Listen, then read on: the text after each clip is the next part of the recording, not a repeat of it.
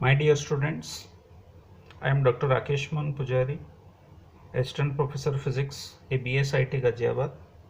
Welcome you all for physics class. Last कई class में हमने रिलेटिविस्टिक मैकेनिक्स जो मॉड्यूल नंबर 1 है उसके सारे टॉपिक्स को डिस्कस किया। लास्ट क्लास में हमने मासलेस पार्टिकल और एनर्जी और मोमेंटम रिलेशन को अच्छी तरीके से समझा। तो सारे टॉपिक्स कवर करने के बाद आज हम इससे रिलेटेड जो न्यूमेरिकल प्रॉब्लम्स है जो एग्ज़ाम पॉइंट ऑफ व्यू से इम्पोर्टेंट है और जो आपको जानने की ज़रूरत है वही प्रॉब्लम को डिस्कस करेंगे। तो पहले हम सब्जेक्ट नेम वगैरह लिख लेते हैं। सब्जेक्ट नेम जैसे आपको पता है इंजीनियरिंग फिज़िक्स, इसके कोड होगा KAS 101T। मॉड्यूल नेम है रिलेटिविस्टिक मैकेनिक्स।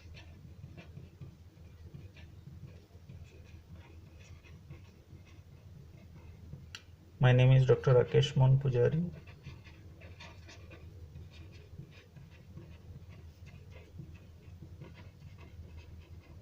जो टॉपिक आज तो कोई ऐसे टॉपिक नहीं है बल्कि सारे टॉपिक रिलेटेड हम आज numerical problems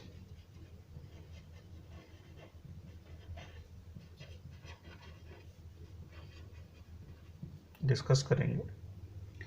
course objective solve the classical and relativistic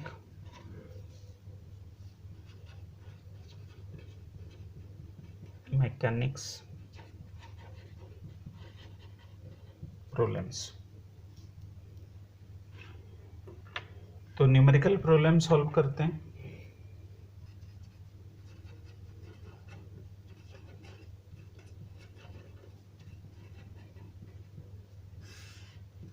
पहला प्रॉब्लम जो हम सॉल्व करेंगे वो होगा लेंथ कंट्रैक्शन से।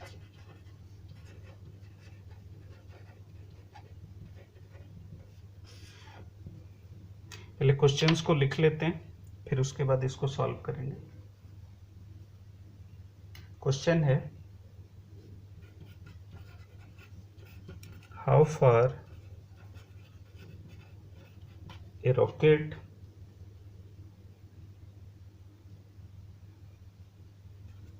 how fast a rocket would move with respect to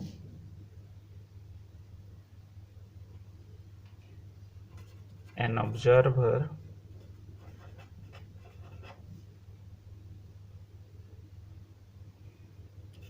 for its length to be contracted to 99% of its length at rest। Question है how fast a rocket would move with respect to an observer for its length to be contracted to 99% of its length at rest. तो question में ये पूछा गया है कि rocket कितनी velocity से मूव करना चाहिए तब उसकी लेंथ 99% कंट्रैक्ट हो जाएगा, मतलब 1% बच जाएगा। ये समझने वाली बात है। तो सॉल्यूशन है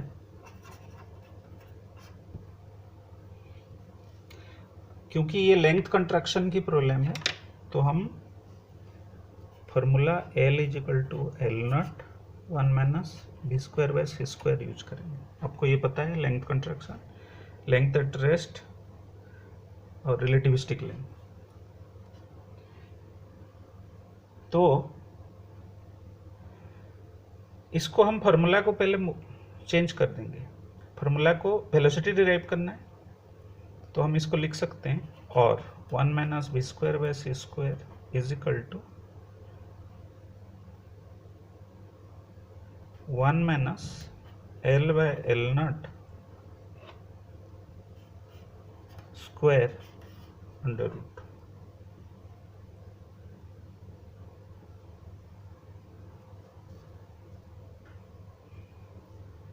तो इससे भी आ जाएगा, v is equal to this. तो v की फार्मूला हमें मिल गया 1 minus L by L not square under root into C.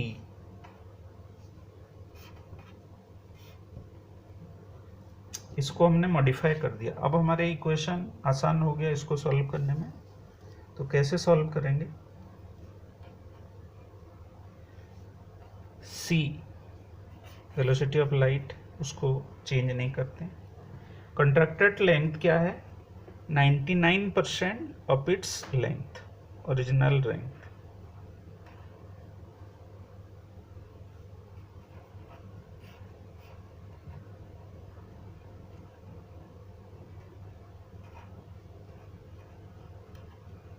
Solve करेंगे तो 0.141 सी आ जाएगा। तो आपकी आंसर ये हो गया। तो इसका मतलब है कि 0.141 इंटू वेलोसिटी ऑफ लाइट में जब ये मूव करेगा तो ये 99% रह जाएगा। तो एक्चुअल लेंथ है सपोज 100, तो अपरेंट लेंथ है 99। तो ये होगा आपकी answer.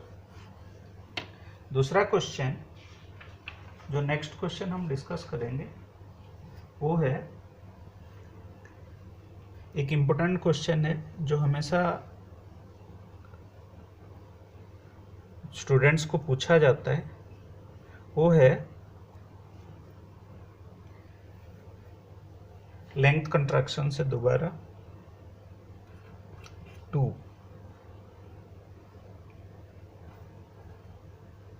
Calculate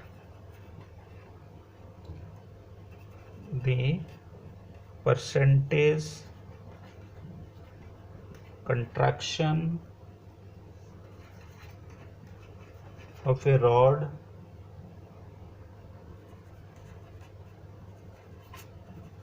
moving with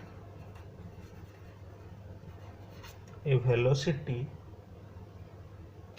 0.8 c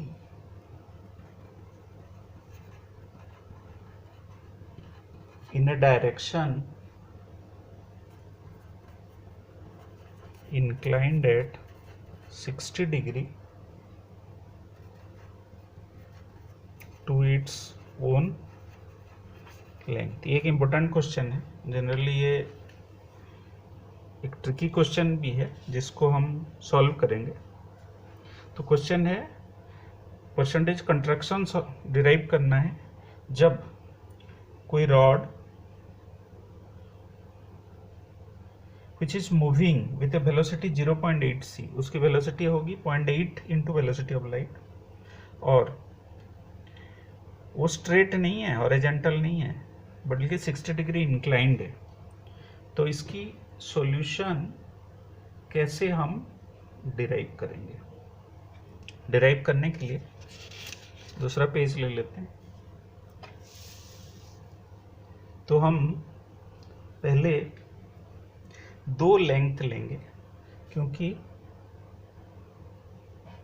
L और L नॉट। L है length which is relativistic, L not है length at rest.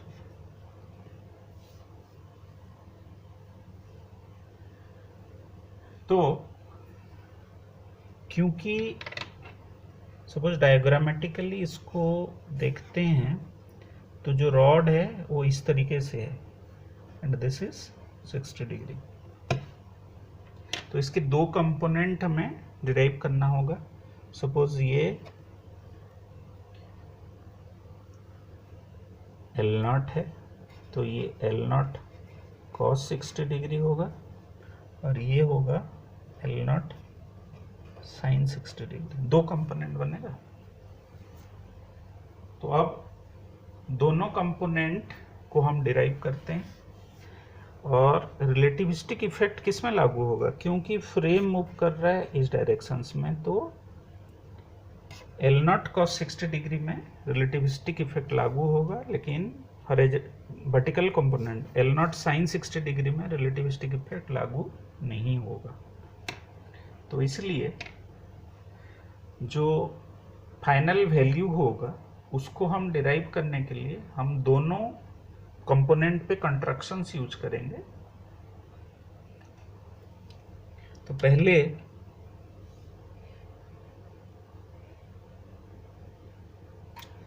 L x जिसकी वैल्यू है L naught cos 60 degree under root 1 minus b square by c square, L naught cos 60 degree under root 1 minus 0.8 square, c square cancel होगा। ये कौन से relation use हमने किया, L is equal to L naught into 1 minus b square by c square, relativistic length contraction. इसको जब हम simplify करेंगे ये आ जाएगा 0.3 एल नॉट। तो x कंपोनेंट हमें ये मिल गया। अब y कंपोनेंट एल वाई, इसमें रिलेटिविस्टिक इफेक्ट लागू हो गया और y में रिलेटिविस्टिक इफेक्ट लागू नहीं होगा। तो L Y L not sine 60 degree ही रहेगा, जिसकी वैल्यू होगा √3/2 एल नॉट। अब resultant length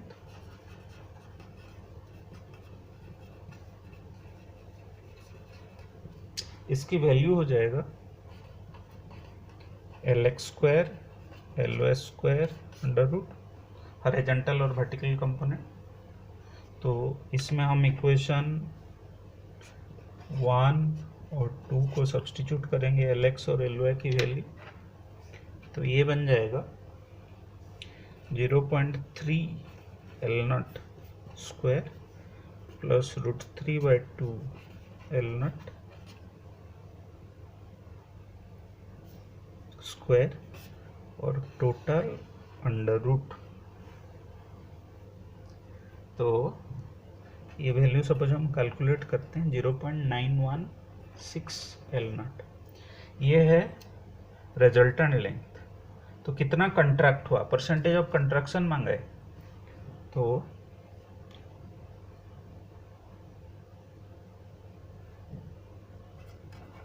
percentage of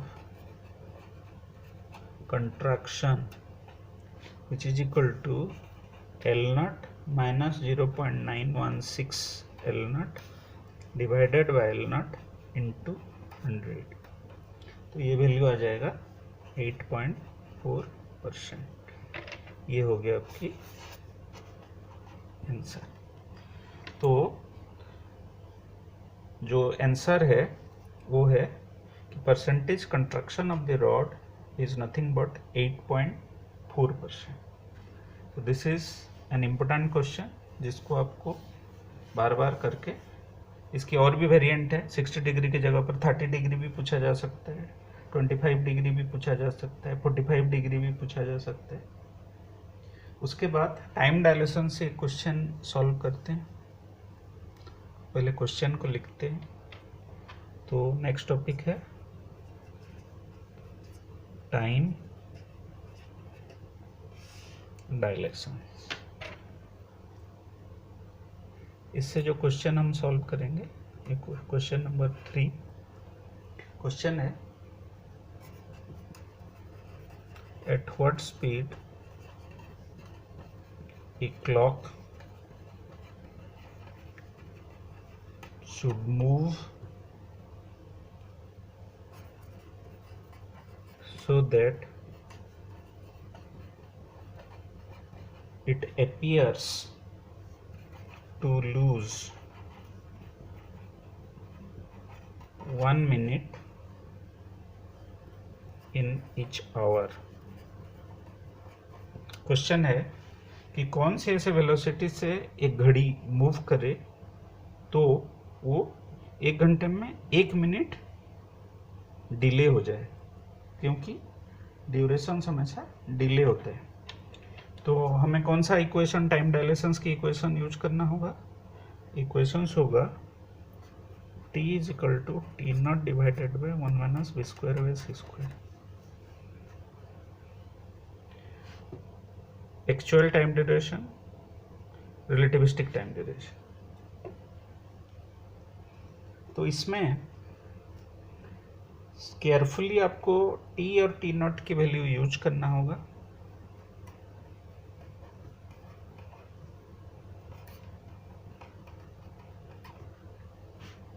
(59) is equal to 60 into 1 minus v square by c square.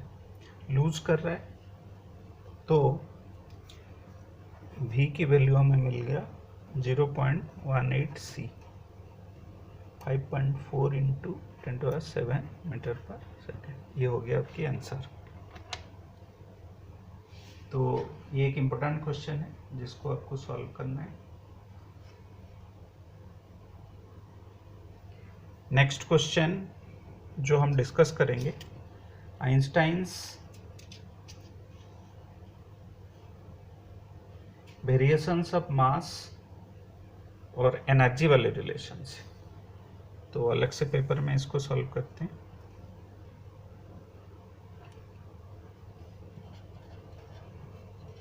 Variation of mass और E is equal to mc² relation वाले question हम discuss करेंगे। तो चौथी क्वेश्चन जो हम डिस्कस करेंगे वो होगा एट व्हाट स्पीड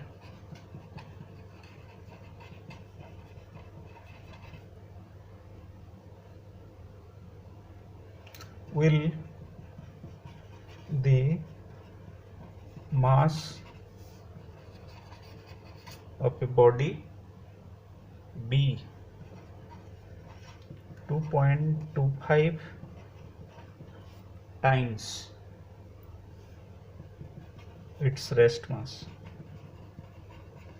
क्वेश्चन है कौन सी ऐसे वेलोसिटी में कोई भी ऑब्जेक्ट मूव करे ताकि उसकी मास 2.25 टाइम्स इतना गुना हो जाए। इसमें हमें जो इक्वेशन यूज करना है आपको पता है, Einstein's variation of mass with velocity m is equal to m naught under root 1 minus v square by c square. m naught है रेस्ट मास, m है रिलेटिविस्टिक मास। तो इसमें इसको हम रिसफल कर सकते हैं और वेलोसिटी की एक दूसरा रिलेशन भी हम डिराइव कर सकते हैं। Velocity is equal to 1 minus m naught by m square under root हो जाएगा। तो m नॉट की वैल्यू, m की वैल्यू कितना है 2.25 m naught square under root. इसको जब हम सॉल्व करेंगे तो वेलोसिटी की वैल्यू आएगा 2.68, इसमें c भी मल्टीप्लाई होगा 2.68 इंटू 10⁸ मीटर पर सेकेंड। ये हो जाएगा आपकी आंसर। ये हो गया variations of mass with velocity वाले रिलेशन। अब मास एनर्जी वाले एक इक्वेशन रिलेशन या एक क्वेश्चन हम सॉल्व करते हैं। Question number 5, if the kinetic energy of a body is twice its rest mass energy, find its velocity। Question है suppose kinetic energy rest energy से 2 गुना है, तो इसकी वेलोसिटी हमें डिराइव करना है। डिराइव करने के लिए हम kinetic energy, total energy minus rest energy, आपको पता है पहले से मैंने बताया, काइनेटिक एनर्जी को हम डायरेक्ट डिराइव नहीं कर सकते, total energy minus rest energy के थ्रू से ही कैलकुलेट कर सकते हैं। तो यहाँ आपको पता है कि total energy, rest energy, rest mass energy और काइनेटिक एनर्जी दिया हुआ है। तो काइनेटिक एनर्जी कितना हो गया, 2m0c² mc² माइनस m0c², तो mc² बन गया 3m0c²। m is equal to 3m0। अब हमें यूज करना है आइंस्टाइन्स मास वेरिएशन वाले relation, m is equal to m0 divided by 1 minus v²/c²। पहले इक्वेशंस में हमने v की वैल्यू डिराइव किया था, c into 1 minus m0 by m², ये वैल्यू हम यूज करेंगे। m0 वही रखेंगे, m की वैल्यू 3m0 लिख लेंगे। इसको जब सॉल्व करेंगे ये वैल्यू आ जाएगा 2.829 इंटू 10⁸ मीटर पर सेकेंड।